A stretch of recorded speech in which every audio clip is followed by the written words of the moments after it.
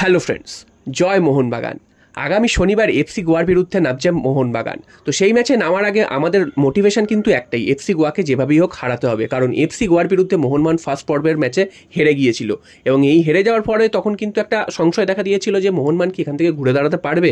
তারপর কিন্তু আমরা দেখেছি যে সেই ম্যাচে হেরে যাওয়ার পর মোহনবাগান কিন্তু আর কোনো ম্যাচ হারেনি, সব ম্যাচ প্রায় জিতেইছে এবং দু একটা ড্র করেছে এবং লিগ শিল্ড ঘরে তুলে নিয়েছে অলরেডি। তো এখন মোহনবাগানের সামনে এমনি আর লিগ মানে গ্রুপ লিগের আর কোনো গুরুত্ব নেই, শুধু এই ম্যাচগুলোর এইটাই গুরুত্ব যে এই ম্যাচগুলো জিতে আর যত পর্বে সম্ভব পয়েন্ট বাড়িয়ে নেওয়া। কারণ মোহনবাগানের বিভিন্ন রেকর্ড হওয়ার একটা ব্যাপার রয়েছে।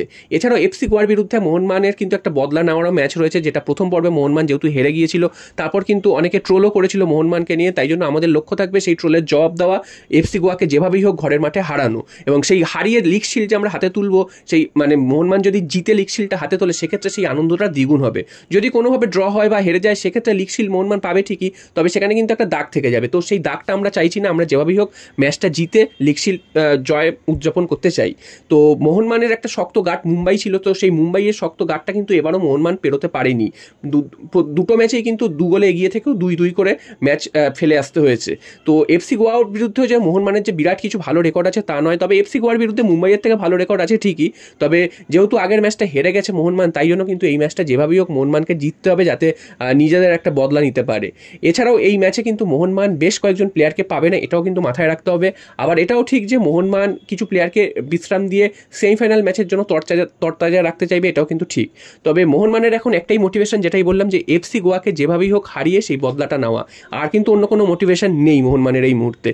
আর সেমিফাইনাল ম্যাচ তো আছেই এরপরে, তো সেমিফাইনাল ম্যাচে যাতে আর কোনো প্লেয়ারকে মানে হারাতে না হয়, অর্থাৎ মোহনবাগানের এখনও কিন্তু 2-3 জন প্লেয়ারের কিন্তু 3টে করে হলুদ কার্ড রয়েছে, যেমন জেমি ম্যাকলারেনেরই রয়েছে। তো জেমি ম্যাকলারেন যদি কোনোভাবে হলুদ কার্ড দেখে আরেকটা, সেক্ষেত্রে কিন্তু সেমিফাইনাল ম্যাচে তাকে পাওয়া যাবে না।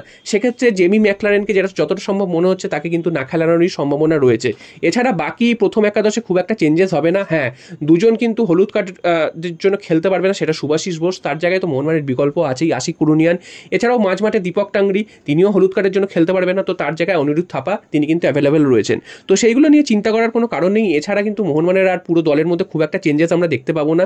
হ্যাঁ, এবার যদি জেমি ম্যাকলারেন না খেলেন সেক্ষেত্রে কিন্তু আমরা গ্রেগ স্টুয়ার্টকে আমরা দেখতে পেতে পারি তার জায়গায়। তো এটা যদি হয় যথেষ্ট একটা ভালো কম্বিনেশন হবে। তারপরেও কিন্তু মোহনবাগান যে কোনো দলকে হারানোর ক্ষমতা রাখে এবং মলিনার কিন্তু এখানে সুযোগ রয়েছে বিভিন্ন প্লেয়ারকে দেখে শুনে ঘুরিয়ে ফিরিয়ে খেলিয়ে দেখে নেওয়ার, যাতে সেমিফাইনালে বা ফাইনালের জন্য প্রস্তুতি নিতে পারে। এছাড়াও তারপর সুপার কাপ রয়েছে, সেখানেও ভালো পারফরমেন্স করতে হবে, তার জন্য কিন্তু এই সময় দেখে নেওয়ার একটা সুযোগ থাকবে। এবং এফসি গোয়া কিন্তু যথেষ্ট শক্তিশালী দল, তাদের বিরুদ্ধে যদি এই পরীক্ষা নিরীক্ষাগুলো করতে পারে সেটা কিন্তু ভালো হবে। তবে এটাও মাথায় রাখতে হবে যে এই পরীক্ষা নিরীক্ষা করতে গিয়ে যেন কোনোভাবেই পয়েন্ট নষ্ট না হয় বা কোনোভাবেই যেন ড্র বা হারের মুখ দেখতে না হয়, তাহলে কিন্তু সেটা একটা খারাপ হবে।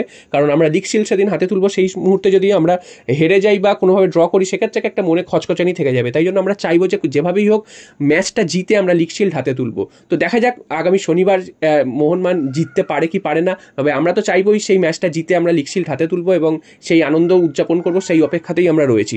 জয় মোহনবাগান।